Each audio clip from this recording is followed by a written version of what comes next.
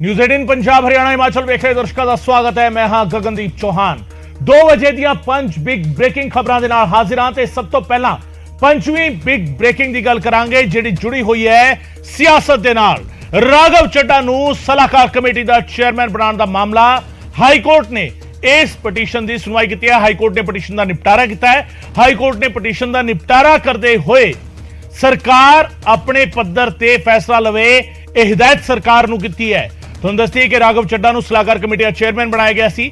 फैसला लेके पटिशनकर्ता ਨੂੰ ਦੱਸੇ सरकार के फैसला की लिया गया है। मामले में कोई भी नोटिस जारी नहीं होया है। सरकारी वकील का यह कहना है। ਤੁਹਾਨੂੰ ਦੱਸਦੀ कि राघव ਚੱਡਾ ਨੂੰ सलाहकार कमेटी का चेयरमैन बनाने का मामला ਜਿਹੜਾ ਸੀਗਾ उसਨੂੰ चुनौती दी गई सी इस फैसले ਨੂੰ ਤੇ इस फैसले ਨੂੰ दी गई चुनौती ਤੇ हाई कोर्ट ने सरकार ਨੂੰ हिदायत जारी की है। सरकार अपने पद्धर ਤੇ इस मामले का फैसला लवे ਤੇ फैसला ਲੈਣ ਤੋਂ ਬਾਅਦ पटिशनकर्ता ਨੂੰ ਜਿਹੜਾ ਹੈਗਾ इतला भी देवे कि की फैसला लिया गया है। ਤੁਹਾਨੂੰ ਦੱਸਦੀ ਕਿ ਸਵਾਲ ਖੜੇ ਕੀਤੇ ਸੀਗੇ, ਵਿਰੋਧੀ ਧਿਰਾਂ ਨੇ ਵੀ ਸਵਾਲ ਚੁੱਕੇ ਸੀਗੇ ਔਰ ਇਸ ਨੂੰ ਸਿੱਧੇ ਤੌਰ ਤੇ ਦਿੱਲੀ ਦੀ ਦਖਲਅੰਦਾਜ਼ੀ ਕਰਾਰ ਦਿੱਤਾ ਸੀ ਸਰਕਾਰ ਦੇ ਕੰਮਕਾਜ ਦੇ ਵਿੱਚ। ਤੇ ਹੁਣ ਹਾਈ ਕੋਰਟ ਦੇ ਵਿੱਚ ਜਦੋਂ ਇਹ ਪਟੀਸ਼ਨ ਪਹੁੰਚੀ ਤਾਂ ਹਾਈ ਕੋਰਟ ਨੇ ਇਸ ਮਾਮਲੇ ਤੇ ਫੈਸਲਾ ਲੈਣ ਦਾ ਹੱਕ ਸਰਕਾਰ ਨੂੰ ਦੇ ਦਿੱਤਾ। ਅੱਜ ਕੋਰਟ ਦੇ ਵਿੱਚ ਰਿਟ ਪਟੀਸ਼ਨ ਲੱਗੀ ਸੀ ਦੂਜੀ ਵਾਰ। ਪਹਿਲੀ ਵਾਰ ਪਟੀਸ਼ਨਰ ਨੇ ਟਾਈਮ ਲਿਆ ਸੀ ਕੁਝ ਡਾਕੂਮੈਂਟਸ ਪਲੇਸ ਔਨ ਰਿਕਾਰਡ ਕਰਨ ਦਾ। ਅੱਜ ਉਹਨੇ ਇੱਕ ਰਿਪਰੈਜ਼ੈਂਟੇਸ਼ਨ ਨਾਲ ਲਗਾਈ ਸੀ ਤੇ ਕੋਰਟ ਨੇ ਮੈਟਰ ਸੁਣਨ ਤੋਂ ਬਾਅਦ ਆਰਡਰ ਇਹ ਕੀਤਾ ਹੈ ਕਿ ਬਈ ਜਿਹੜੀ ਪਟੀਸ਼ਨਰ ਦੀ ਰਿਪਰੈਜ਼ੈਂਟੇਸ਼ਨ ਹੈ ਇਹਨੂੰ ਸਰਕਾਰ ਆਪਣੇ ਤੌਰ ਤੇ ਕੰਸੀਡਰ ਕਰੇ ਤੇ ਇਸ ਰਿਪਰੈਜ਼ੈਂਟੇਸ਼ਨ ਦੇ ਉੱਤੇ ਉਹਦੇ ਜਿਹੜੇ ਜੋ ਵੀ ਰੀਜ਼ਨਸ ਨੇ ਉਹ ਪਟੀਸ਼ਨਰ ਨੂੰ ਕਮਿਊਨੀਕੇਟ ਕਰੇ। ਤੇ ਇਸ ਕੇਸ ਦੇ ਵਿੱਚ ਕੋਰਟ ਨੇ ਕੋਈ ਇੰਡਲਜੈਂਸ ਨਹੀਂ ਕੀਤੀ, ਨਾ ਹੀ ਨੋਟਿਸ ਕੀਤਾ ਹੈ ਤੇ ਨਾ ਹੀ ਉਹਦਾ ਅੱਗੇ ਕੋਈ ਪ੍ਰੋਸੀਡਿੰਗਸ ਦੇ ਲਈ ਆਰਡਰ ਕੀਤਾ ਹੈ। ਹਾਂ, ਪਟੀਸ਼ਨ ਹੈਜ਼ ਬੀਨ ਡਿਸਪੋਜ਼ਡ ਆਫ ਤੇ ਉਹਨਾਂ ਨੇ ਕਿਹਾ ਵੀ ਸਰਕਾਰ ਦੇ ਹੁਣ ਉੱਤੇ ਹੈ ਕਿ ਵੀ ਇਹਨੂੰ ਜਿਹੜੇ ਰੀਜ਼ਨਸ ਨੇ ਇਹ ਕਮਿਊਨੀਕੇਟ ਕੀਤੇ ਜਾਣਗੇ। ਤੁਸੀਂ ਕੋਰਟ ਸੇ ਵੀ ਕਿਹਾ ਵੀ ਇਹਦੇ ਵਿੱਚ ਕੋਈ ਐਸੇ ਨੋਟੀਫਿਕੇਸ਼ਨ ਦੀ ਹੋਈ ਨਹੀਂ। ਦੇਖੋ, ਪਟੀਸ਼ਨਰ ਨੇ ਇਹ ਜ਼ਰੂਰ ਕਹਿਣ ਦੀ ਕੋਸ਼ਿਸ਼ ਕੀਤੀ ਕਿ ਵੀ ਕੁਝ ਇਹੋ ਜਿਹੀਆਂ ਚੀਜ਼ਾਂ ਨੇ ਇਸ ਆਰਡਰ ਦੇ ਵਿੱਚ ਜਿਹੜੀਆਂ ਕਿ ਸੰਵਿਧਾਨ ਦੇ ਹਿਸਾਬ ਨਾਲ ਜਾਂ ਕੁਝ ਗਲਤ ਨੇ, ਲੇਕਿਨ ਅਗਰ ਉਹ ਆਰਡਰ ਨੂੰ ਪੜ੍ਹਿਆ ਜਾਏ ਇਹਦੇ ਵਿੱਚ ਕੋਈ ਇਹੋ ਜਿਹੀ ਚੀਜ਼ ਨਹੀਂ ਹੈ ਜਿਹੜੀ ਕਿ ਵੀ ਜਾਂ ਕਿਸੇ ਰੂਲ ਜਾਂ ਸਟੈਚੂਟ ਜਾਂ ਸੰਵਿਧਾਨ ਤੇ ਬਿਲਕੁਲ ਹੀ ਨਹੀਂ ਜਿਹਦੇ ਕੇ ਖਿਲਾਫ ਹੈ। Everything has been done in accordance with law. ਤੇ ਇਹ ਜਿਹੜਾ ਆਰਡਰ ਹੈ ਬਿਲਕੁਲ ਇਸੇ ਤਰ੍ਹਾਂ ਨਾਲ ਬਥੇਰੀਆਂ ਸਰਕਾਰਾਂ ਜਿਹੜੀਆਂ ਨੇ ਉਹ ਆਪਣੇ ਲਈ ਐਡਵਾਈਜ਼ਰੀ ਕਮੇਟੀਜ਼ ਬਣਾਉਂਦੀਆਂ ਨੇ। ਬੈਂਚ ਨੇ ਵੀ ਇਹ ਆਬਜ਼ਰਵ ਕੀਤਾ ਕਿ ਵੀ ਕਾਫੀ ਕਮੇਟੀਜ਼ ਕਨਸਟੀਟਿਊਟ ਹੁੰਦੀਆਂ ਨੇ, ਸਬ ਕਮੇਟੀਜ਼ ਕਨਸਟੀਟਿਊਟ ਹੁੰਦੀਆਂ ਨੇ ਸਰਕਾਰ ਨੂੰ ਅਸਿਸਟ ਕਰਨ ਦੇ ਲਈ ਤੇ ਉਸੇ ਮੱਦੇ ਨਜ਼ਰ ਉਹਨਾਂ ਨੇ ਇਹ ਆਰਡਰ ਪਾਸ ਕੀਤਾ। ਤੇ ਹੁਣ ਪਟੀਸ਼ਨ ਨੂੰ ਦੱਸਣਾ ਪੈਣਾ ਸਰਕਾਰ ਨੂੰ ਕਦੋਂ ਆਏ ਡਿਸਾਈਡ ਕਰੇ। ਹਾਂਜੀ, ਉਹ ਜਿਹੜੀ ਰਿਪਰੈਜ਼ੈਂਟੇਸ਼ਨ ਹੈ ਉਹਦੀ ਉਹ ਇਨ ਅਕੋਰਡੈਂਸ ਵਿਦ ਲਾਅ ਸੀ। ਤੇ 2 ਵਜੇ ਦੀ ਚੌਥੀ ਬਿਗ ਬ੍ਰੇਕਿੰਗ ਵੀ ਸਰਕਾਰ ਦੇ ਨਾਲ ਜੁੜੀ ਹੋਈ ਹੈ। ਮੁੱਖ ਸਕੱਤਰ ਵਿਜੇ ਕੁਮਾਰ ਜੰਜਵਾ ਦੀ ਨਿਯੁਕਤੀ ਅਤੇ ਪ੍ਰਮੋਸ਼ਨ ਨੂੰ ਲੈ ਕੇ ਹਾਈ ਕੋਰਟ ਦੇ ਵਿੱਚ ਸੁਣਵਾਈ ਹੋਈ ਹੈ। ਹਾਈ ਕੋਰਟ ਨੇ ਚੀਫ ਸਕੱਤਰ ਦੇ ਨਾਲ ਜੁੜੇ ਕਰਪਸ਼ਨ ਕੇਸ ਦੇ ਨਾਲ ਜੁੜਿਆ ਸਾਰਾ ਰਿਕਾਰਡ ਜਿਹੜਾ ਹੈਗਾ 2 ਹਫ਼ਤੇ ਦੇ ਵਿੱਚ ਤਲਬ ਕੀਤਾ ਹੈ। ਹਾਈ ਕੋਰਟ ਨੇ ਸੀਐਸ ਦੇ ਨਾਲ ਜੁੜੇ ਕਰਪਸ਼ਨ ਕੇਸ ਦਾ ਰਿਕਾਰਡ ਮੰਗਿਆ ਹੈ। 2 ਹਫ਼ਤੇ ਬਾਅਦ ਜਿਹੜਾ ਹੈਗਾ ਸੁਣਵਾਈ ਹੋਏਗੀ। ਜੰਜਵਾ ਦੀ ਪ੍ਰਮੋਸ਼ਨ ਜਿਹੜੀ ਹੈਗੀ ਹੈ, ਪ੍ਰਮੋਸ਼ਨ ਨਹੀਂ ਕੀਤੀ ਗਈ, ਟ੍ਰਾਂਸਫਰ ਹੈ। ਏਜੀ ਨੇ ਦਾਵਾ ਜਿਹੜਾ ਹੈਗਾ ਅਦਾਲਤ ਦੇ ਵਿੱਚ ਕੀਤਾ ਹੈ। ਚੌਥੀ ਬਿਗ ਬ੍ਰੇਕਿੰਗ 2 ਵਜੇ ਦੀ ਮੁੱਖ ਸਕੱਤਰ ਵੀਕੇ ਜੰਜਵਾ ਦੇ ਨਾਲ ਜੁੜੀ ਰਿਕਾਰਡ ਜਿਹੜਾ ਹੈਗਾ 2 ਹਫ਼ਤਿਆਂ ਦੇ ਵਿੱਚ ਮੰਗਿਆ ਹੈ। ਏਜੀ ਵਿਨੋਦ ਕਈ ਸਰਕਾਰ ਵੱਲੋਂ ਪੇਸ਼ ਹੋਏ ਸੀਗੇ। ਜੰਜਵਾ ਦੀ ਪ੍ਰਮੋਸ਼ਨ ਨਹੀਂ ਟ੍ਰਾਂਸਫਰ ਕੀਤੀ ਗਈ ਹੈ। ਏਜੀ ਨੇ ਕਿਹਾ ਅਦਾਲਤ ਦੇ ਅੱਗੇ ਸਾਰੇ ਤੱਥ ਰੱਖਾਂਗੇ। 2 ਹਫ਼ਤੇ ਬਾਅਦ ਹੁਣ ਮਾਮਲੇ ਦੀ ਅਗਲੀ ਸੁਣਵਾਈ ਹੋਵੇਗੀ। ਪਟੀਸ਼ਨ ਦੇ ਵਿੱਚ ਨਿਯੁਕਤੀ ਅਤੇ ਪ੍ਰਮੋਸ਼ਨ ਨੂੰ ਚੁਣੌਤੀ ਦਿੱਤੀ ਗਈ ਹੈ। ਜੰਜਵਾ ਨੂੰ 2009 ਦੇ ਵਿੱਚ ਕਰਪਸ਼ਨ ਦੇ ਕੇਸ ਦੇ ਵਿੱਚ ਗ੍ਰਿਫਤਾਰ ਕੀਤਾ ਗਿਆ ਸੀ। 2 ਲੱਖ ਰੁਪਏ ਦੀ ਰਿਸ਼ਵਤ ਲੈਣ ਦੇ ਇਲਜ਼ਾਮਾਂ ਵਿੱਚ ਗ੍ਰਿਫਤਾਰ ਕੀਤਾ ਗਿਆ ਸੀ ਵੀਕੇ ਜੰਜਵਾ ਨੂੰ। ਤੇ ਪਟੀਸ਼ਨ ਦੇ ਵਿੱਚ ਕਿਹਾ ਗਿਆ ਹੈ ਕਿ ਜੇਕਰ ਕਿਸੇ ਆਈਐਸ ਦੇ ਖਿਲਾਫ ਪਹਿਲਾਂ ਤੋਂ ਮਾਮਲਾ ਚੱਲ ਰਿਹਾ ਹੋਵੇ ਤਾਂ ਕੇਂਦਰ ਦੀ ਮਨਜ਼ੂਰੀ ਲਾਜ਼ਮੀ ਹੁੰਦੀ ਹੈ ਉਸ ਨੂੰ ਕਿਤੇ ਵੀ ਅਪਾਇੰਟ ਕੀਤੇ ਜਾਣ ਦੇ ਸੰਬੰਧ ਦੇ ਵਿੱਚ। ਪਰ ਕੇਂਦਰ ਸਰਕਾਰ ਨੂੰ ਜਾਣਕਾਰੀ ਦਿੱਤੇ ਬਿਨਾਂ ਹੀ ਜੰਜਵਾ ਨੂੰ ਚੀਫ ਸੈਕਟਰੀ ਯਾਨੀ ਮੁੱਖ ਸਕੱਤਰ ਨਿਯੁਕਤ ਕੀਤਾ ਗਿਆ ਹੈ। ਇਸ ਨੂੰ ਲੈ ਕੇ ਸਵਾਲ ਖੜੇ ਕੀਤੇ ਗਏ ਨੇ।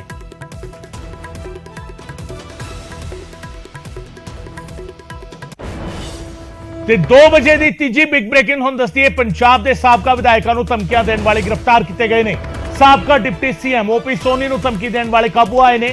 ਸਾਬਕਾ ਐਮਐਲਏ ਰਾਜਕੁਮਾਰ ਵੇਰਕਾ ਤੇ ਕੇਡੀ ਭੰਡਾਰੀ ਨੂੰ ਵੀ ਧਮਕੀ ਦਿੱਤੀ ਗਈ ਸੀ। ਪੰਜਾਬ ਦੇ ਸਾਬਕਾ ਵਿਧਾਇਕਾਂ ਮੰਤਰੀਆਂ ਨੂੰ ਧਮਕੀਆਂ ਦੇਣ ਵਾਲਿਆਂ ਨੂੰ ਫੜਿਆ। ਹਰਿਆਣਾ ਪੁਲਿਸ ਨੇ ਗੈਂਗ ਦਾ ਪਰਦਾਫਾਸ਼ ਕੀਤਾ ਹੈ। ਮਹਾਰਾਸ਼ਟਰ ਤੇ ਬਿਹਾਰ ਤੋਂ 6 ਬਦਮਾਸ਼ ਗ੍ਰਿਫਤਾਰ ਕੀਤੇ ਗਏ ਨੇ। ਤੀਜੀ ਬਿਗ ਬ੍ਰੇਕਿੰਗ 2 ਵਜੇ ਦੀ ਪੰਜਾਬ ਦੇ ਨਾਲ ਜੁੜੀ। ਪੰਜਾਬ ਦੇ ਸਾਬਕਾ ਐਮਐਲਏ ਸਾਬਕਾ ਮੰਤਰੀਆਂ ਨੂੰ ਧਮਕੀਆਂ ਦਿੱਤੀਆਂ ਗਈਆਂ ਸਨ। ਰਾਜਕੁਮਾਰ ਵੇਰਕਾ ਤੇ ਕੇਡੀ ਭੰਡਾਰੀ ਨੂੰ ਵੀ ਧਮਕੀ ਦਿੱਤੀ ਗਈ ਸੀ।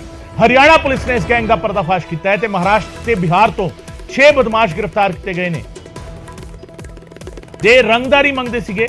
ਲਾਰੈਂਸ ਬਿਸ਼ਨੋਈ ਗੋਲਡੀ ਬਰਾੜ ਦੇ ਨਾਂ ਤੋਂ ਧਮਕੀਆਂ ਜਿਹੜੇ ਹੈਗੇ ਉਹ ਦਿੰਦੇ ਸੀਗੇ ਤੇ ਪਾਕਿਸਤਾਨ ਤੋਂ ਭਾਰਤ ਵਿੱਚ ਰੰਗਦਾਰੀ ਦੀ ਖੇਡ ਕਿਸ ਤਰੀਕੇ ਹੋ ਰਹੀ ਸੀਗੀ ਇਹ ਵੀ ਤੁਹਾਨੂੰ ਦੱਸ ਰਹੇ ਹਾਂ। ਪਾਕਿਸਤਾਨ ਬੈਠੇ ਠੱਗਾਂ ਦੇ ਜਿਹੜਾ ਹੈਗਾ ਭਾਰਤ ਦੇ ਵਿੱਚ ਬਦਮਾਸ਼ਾਂ ਦੇ ਨਾਲ ਲਿੰਕ ਨੇ। ਮਹਾਰਾਸ਼ਟਰ, ਬਿਹਾਰ ਤੇ ਯੂਪੀ ਦੇ ਬਦਮਾਸ਼ਾਂ ਨਾਲ ਇਹਨਾਂ ਦੇ ਲਿੰਕ ਨੇ। ਪਾਕਿਸਤਾਨੀ ਨੰਬਰਾਂ ਤੋਂ ਵਪਾਰੀਆਂ ਤੇ ਲੀਡਰਾਂ ਨੂੰ ਫੋਨ ਕੀਤੇ ਜਾਂਦੇ ਸੀ ਤੇ ਵੱਡੇ ਗੈਂਗਸਟਰਾਂ ਦਾ ਨਾਂ ਲੈ ਕੇ ਰੰਗਦਾਰੀ ਮੰਗੀ ਜਾਂਦੀ ਸੀ।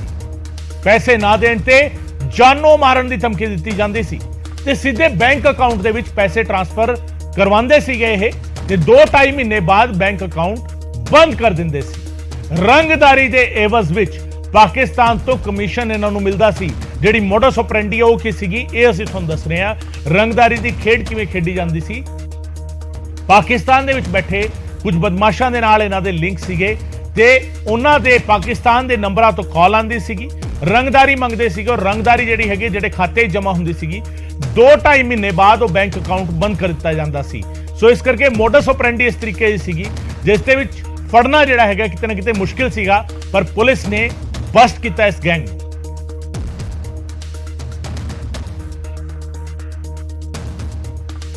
ਤੇ 2 ਵਜੇ ਦੀ ਦੂਜੀ ਬਿਗ ਬ੍ਰੇਕਿੰਗ ਜਿਹੜੀ ਲਾਰੈਂਸ ਬਿਸ਼ਨੋਈ ਦੇ ਨਾਲ ਜੁੜੀ ਹੈ। ਮੋਗਾ ਪੁਲਿਸ ਦੇ ਰਿਮਾਂਡ ਦੇ ਵਿੱਚ ਹੁਣ ਲਾਰੈਂਸ ਬਿਸ਼ਨੋਈ ਹੈ। ਮੋਗਾ ਦੀ ਅਦਾਲਤ ਨੇ 10 ਦਿਨਾਂ ਦਾ ਪੁਲਿਸ ਰਿਮਾਂਡ ਜਿਹੜਾ ਹੈਗਾ ਲਾਰੈਂਸ ਬਿਸ਼ਨੋਈ ਦਾ ਦਿੱਤਾ ਹੈ। ਡਿਪਟੀ ਮੇਅਰ ਦੇ ਭਰਾ ਤੇ ਫਾਇਰਿੰਗ ਦੇ ਮਾਮਲੇ ਦੇ ਵਿੱਚ ਲਾਰੈਂਸ ਦੇ ਨਾਲ ਪੁੱਛਗਿੱਛ ਹੋਵੇਗੀ। ਮੋਗਾ ਕੋਰਟ ਨੇ 10 ਦਿਨਾਂ ਦੇ ਪੁਲਿਸ ਰਿਮਾਂਡ ਤੇ ਲਾਰੈਂਸ ਬਿਸ਼ਨੋਈ ਨੂੰ ਭੇਜਿਆ ਹੈ। ਡਿਪਟੀ ਮੇਅਰ ਦੇ ਭਰਾ ਤੇ ਫਾਇਰਿੰਗ ਦੇ ਮਾਮਲੇ ਵਿੱਚ ਲਾਰੈਂਸ ਦੇ ਨਾਲ ਪੁੱਛਗਿੱਛ ਕੀਤੀ ਜਾਵੇਗੀ। 2 ਵਜੇ ਦੀ ਦੂਜੀ ਬਿਗ ਬ੍ਰੇਕਿੰਗ ਮੋਗਾ ਪੁਲਿਸ ਦੀ ਰਿਮਾਂਡ ਦੇ ਵਿੱਚ ਲਾਰੈਂਸ ਬਿਸ਼ਨੋਈ ਹੈ ਜਿਸ ਦੇ ਨਾਲ ਪੁੱਛਗਿੱਛ ਕਰੇਗੀ ਪੁਲਿਸ। ਦਸੰਬਰ 2021 ਦੇ ਵਿੱਚ ਲਾਰੈਂਸ ਦੇ ਗੁਰਗੇ ਮੋਨੂ ਡਾਗਰ ਨੇ ਹਮਲਾ ਕੀਤਾ ਸੀ ਤੇ ਫਰੀਦਕੋਟ ਜੇਲ੍ਹ ਦੇ ਵਿੱਚ ਮੋਨੂ ਡਾਗਰ ਬੰਦ ਹੈ।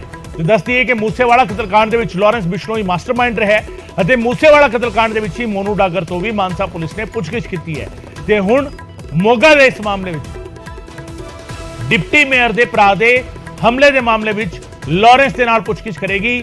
ਮੋਗਾ ਦੀ ਪੁਲਿਸ 10 ਦਿਨਾਂ ਦਾ ਰਿਮਾਂਡ ਦਿੱਤਾ ਗਿਆ ਹੈ।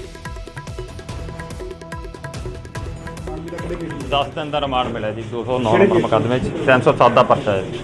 10 ਦਿਨ ਦਾ ਰਿਮਾਂਡ ਮਿਲਿਆ। ਹਾਂਜੀ ਕਿੰਨੇ ਦਿਨ ਦਾ ਰਿਮਾਂਡ ਮਿਲਿਆ ਕਿਹੜੇ ਕੇਸ 10 ਦਿਨ ਦਾ ਰਿਮਾਂਡ ਮਿਲਿਆ ਜੀ 209 ਨੰਬਰ ਮੁਕੱਦਮੇ 'ਚ 307 ਦਾ ਪਰਚਾ ਹੈ ਜੀ। 10 ਦਿਨ ਦਾ ਰਿਮਾਂਡ ਮਿਲਿਆ। ਹਾਂਜੀ ਤੇ ਉਹ ਤਿਹਾੜ ਜੇਲ੍ਹ ਤੋਂ ਲਿਆਂਦੇ ਗਏ ਗੈਂਗਸਟਰ ਲਾਰੈਂਸ ਬਿਸ਼ਨੋਈ ਦਾ ਹੁਣ ਤੱਕ ਪੰਜਾਬ ਦੇ ਵੱਖ-ਵੱਖ ਜ਼ਿਲ੍ਹਿਆਂ ਦੀ ਪੁਲਿਸ ਰਿਮਾਂਡ ਲੈ ਚੁੱਕੀ ਹੈ। ਤਸਵੀਰ ਜਿਹੜੀ ਹੈਗੀ ਤੁਹਾਨੂੰ ਦਿਖਾ ਰਹੇ ਹਾਂ, ਮੈਪ ਜਿਹੜਾ ਹੈਗਾ ਦਿਖਾ ਰਹੇ ਹਾਂ ਕਿਸ ਤਰੀਕੇ ਮਾਨਸਾ ਲੈਂਦਾ ਗਿਆ ਸੀਗਾ 15 ਜੂਨ ਨੂੰ ਲਾਰੈਂਸ ਬਿਸ਼ਨੋਈ ਨੂੰ। ਉਸ ਤੋਂ ਬਾਅਦ ਉਸ ਨੂੰ ਅੰਮ੍ਰਿਤਸਰ ਲਿਆਂਦਾ ਗਿਆ।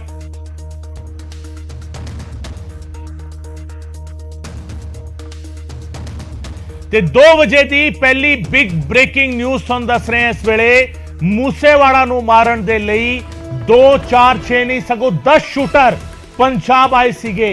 2 ਮੋਡਿਊਲ ਤੋਂ ਇਲਾਵਾ ਤੀਜਾ ਮੋਡਿਊਲ ਵੀ ਤਿਆਰ ਸੀ ਔਰ ਗੋਲਡੀ ਬਰਾੜ ਦਾ ਇਹ ਤੀਜਾ ਮੋਡਿਊਲ ਜਿਸ ਦਾ ਖੁਲਾਸਾ ਸੂਤਰਾਂ ਦੇ ਹਵਾਲੇ ਤੋਂ ਅਸੀਂ ਕਰ ਰਹੇ ਹਾਂ। 2 ਮੋਡਿਊਲ ਤੋਂ ਇਲਾਵਾ ਤੀਜਾ ਮੋਡਿਊਲ ਵੀ ਤਿਆਰ ਕੀਤਾ ਗਿਆ ਸੀ। ਬੈਕਅਪ ਪਲਾਨ ਦੇ ਵਿੱਚ 3 ਤੋਂ 4 ਸ਼ੂਟਰ ਤਿਆਰ ਰੱਖੇ ਗਏ ਸੀ। ਮੂਸੇਵਾਲਾ ਬਚ ਜਾਂਦਾ ਤਾਂ ਪਲਾਨ B ਐਕਟੀਵੇਟ ਕੀਤਾ ਜਾਣਾ ਸੀ। ਪਹਿਲੀ ਬਿਗ ਬ੍ਰੇਕਿੰਗ 2 ਵਜੇ ਦੀ ਤੁਹਾਨੂੰ ਦੱਸ ਰਹੇ ਹਾਂ। 2 ਮੋਡਿਊਲ ਤੋਂ ਇਲਾਵਾ ਤੀਜਾ ਮੋਡਿਊਲ ਤਿਆਰ ਕੀਤਾ ਗਿਆ ਸੀ।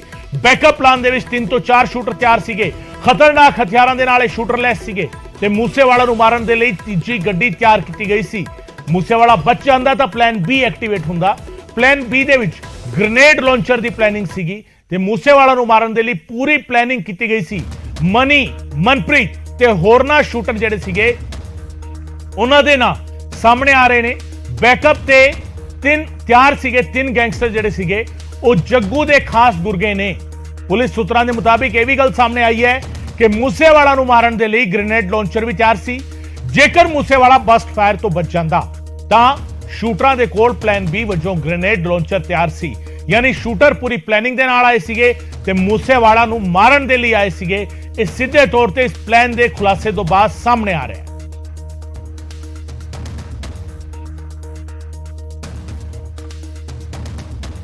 ਸੋ ਪਲਾਨ B ਜਿਹੜਾ ਹੈਗਾ ਉਹ ਤਿਆਰ ਕੀਤਾ ਗਿਆ ਸੀਗਾ ਮੂਸੇਵਾਲਾ ਨੂੰ ਮਾਰਨ ਦੇ ਲਈ। ਜੇਕਰ ਮੂਸੇਵਾਲਾ ਬਚ ਜਾਂਦਾ ਇਸ ਹਮਲੇ ਤੋਂ ਬਾਅਦ ਤਾਂ ਕਿਤੇ ਨਾ ਕਿਤੇ ਤਿਆਰੀ ਇਸ ਤੋਂ ਵੱਡੀ ਸੀਗੀ। ਹੁਣ ਜਿਹੜਾ ਹਮਲਾ ਹੋਇਆ ਉਸ ਦੇ ਵਿੱਚ AK-47 ਦੀ ਵਰਤੋਂ ਹੋਈ, ਉਸ ਦੇ ਵਿੱਚ ਪਿਸਟਲ ਦੀ ਵਰਤੋਂ ਹੋਈ, 9mm ਦੀ ਵਰਤੋਂ ਹੋਈ ਹੈ, 32mm ਦੀ ਵਰਤੋਂ ਹੋਈ ਹੈ। ਇਹ ਸਾਰੇ ਜਿਹੜੇ ਹੈਗੇ ਖੁਲਾਸੇ ਹੋ ਰਹੇ ਨੇ। ਪਰ ਜੇਕਰ AK-47 ਦੇ ਹਮਲੇ ਤੋਂ ਵੀ ਸਿੱਧੂ ਮੂਸੇਵਾਲਾ ਬਚ ਜਾਂਦਾ ਤਾਂ ਫਿਰ ਅਗਲਾ ਅਟੈਕ ਜਿਹੜਾ ਸੀਗਾ ਉਹ ਗ੍ਰੇਨੇਡ ਦੇ ਨਾਲ ਹੋਣਾ ਸੀ, ਇਹ ਖੁਲਾਸਾ ਹੋ ਰਿਹਾ ਹੈ। ਔਰ ਗ੍ਰੇਨੇਡ ਲਾਂਚਰ ਜਿਹੜਾ ਹੈਗਾ ਉਹ ਬਕਾਇਦਾ ਬਰਾਮਦ ਵੀ ਹੋਇਆ ਸੀਗਾ। ਹੁਣ ਤੋਂ ਕੁਝ ਦਿਨ ਪਹਿਲਾਂ ਜਦੋਂ ਅਸੀਂ ਗੱਲ ਕਰ ਰਹੇ ਸੀਗੇ ਆਪਣੇ ਸਹਿਯੋਗੀ ਮਨੋਜ ਦੇ ਨਾਲ, ਉਹਨਾਂ ਨੇ ਵੀ ਦੱਸਿਆ ਸੀਗਾ ਕਿ ਪ੍ਰਿਯਵਰਤ ਫੌਜੀ ਤੋਂ ਉਹ ਲਾਂਚਰ ਜਿਹੜਾ ਹੈਗਾ ਬਰਾਮਦ ਹੋਇਆ ਸੀ। ਮੂਸੇਵਾਲਾ ਕਤਲकांड ਤੇ ਸਭ ਤੋਂ ਵੱਡਾ ਖੁਲਾਸਾ ਹੈ ਪਲਾਨ ਬੀ ਜਿਹੜਾ ਮੋਡਿਊਲ 3 ਸੀਗਾ, ਮਾਰਨ ਦੇ ਲਈ 10 ਸ਼ੂਟਰ ਆਏ ਸੀਗੇ, ਤੀਜੀ ਗੱਡੀ ਵਿੱਚ ਤੀਜਾ ਮੋਡਿਊਲ ਤਿਆਰ ਸੀ। 6 ਸ਼ੂਟਰਾਂ ਤੋਂ ਇਲਾਵਾ 3 ਤੋਂ 4 ਸ਼ੂਟਰ ਤਿਆਰ ਸਨ ਤੇ ਤੀਜੇ ਮੋਡਿਊਲ ਦੇ ਵਿੱਚ ਮਨਪ੍ਰੀਤ ਤੂਫਾਨ, ਮਨੀ ਰਈਆ ਤੇ 2 ਹੋਰ ਸ਼ੂਟਰ ਸ਼ਾਮਿਲ ਕੀਤੇ ਗਏ ਸੀ। ਪਲਾਨ ਬੀ ਦੇ ਵਿੱਚ ਗ੍ਰੇਨੇਡ ਲਾਂਚਰ ਵੀ ਤਿਆਰ ਕੀਤਾ ਗਿਆ ਸੀ। ਯਾਨੀ ਜਿਹੜੇ ਸਵਾਲ ਉੱਠ ਰਹੇ ਸੀਗੇ ਕਿ ਜੇਕਰ ਸਿੱਧੂ ਮੂਸੇਵਾਲਾ ਦੇ ਨਾਲ ਜੇਕਰ ਉਹਨਾਂ ਦੀ ਸਿਕਿਉਰਿਟੀ ਹੁੰਦੀ, ਪੁਲਿਸ ਮੁਲਾਜ਼ਮ ਨਾਲ ਹੁੰਦੇ ਤਾਂ ਸ਼ਾਇਦ ਉਹ ਬਚ ਜਾਂਦੇ। ਤਾਂ ਦੱਸ ਦਈਏ ਕਿ ਸੂਤਰਾਂ ਦੇ ਹਵਾਲੇ ਤੋਂ ਜਿਹੜੀ ਜਾਣਕਾਰੀ